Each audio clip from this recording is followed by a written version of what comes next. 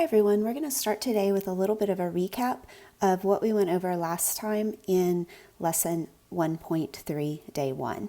So we spoke about two different main types of transformations.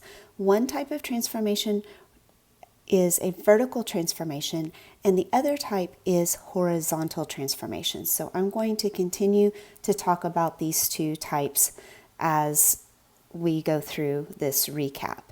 So let's talk about vertical transformations first. There are a few things that can happen with vertical transformations. One is that we can have some things that are out in the very front of the function. They're either in front of some sort of a grouping symbol such as parentheses or absolute value brackets, or maybe there aren't grouping symbols at all, and so these are located just in front of X, but with no grouping symbol in between.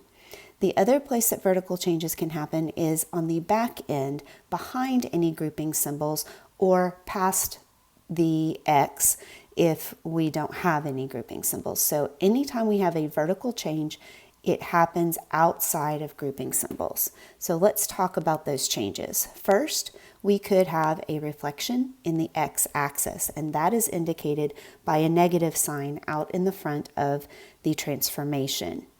Second, we could have a number out in front of our grouping symbols, or again, if there are no grouping symbols, this also applies.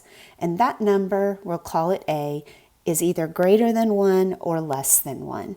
If it's greater than 1, then we are talking about a vertical stretch by that number. So if the number out in front was a 3, we have a vertical stretch by 3.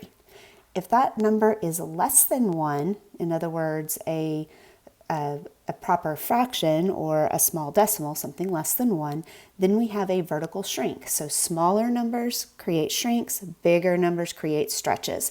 That makes logical sense, okay?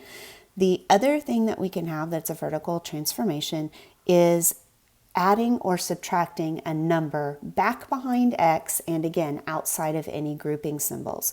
And these numbers can either be positive or negative. Positive goes up, negative goes down, just like you would think. Now let's talk about horizontal changes, and we talked about those having an acronym HIO or HIO to stand for horizontal, inside, and opposite. So to remind you of what that means, when we have a horizontal change, that change occurs inside grouping symbols, either parentheses or absolute value bars. And we kind of have to go to opposite land when we talk about these. Up is down and left is right, and it gets a little crazy. So let's go ahead and talk about these horizontal changes. First, inside a grouping symbol such as parentheses or absolute value bars, we could have a reflection in the y-axis, and that's indicated by a negative sign. That reflects over the y-axis, so it affects our horizontal values, our x values. Second, we could have a number inside the grouping symbol, but right in front of x. It's being multiplied by x. If that number is greater than 1, then remember, we have to think opposites. It is actually a horizontal shrink by 1 over that number, by the reciprocal. And then if A is less than 1, if we have a proper fraction inside the grouping symbol, then we actually have a stretch by 1 over that number. So if we see something like a 1/2 out here in front of X, that 1/2 is a horizontal stretch by 2.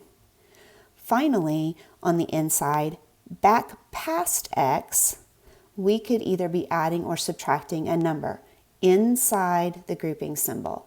If that's the case, again, we're thinking opposites.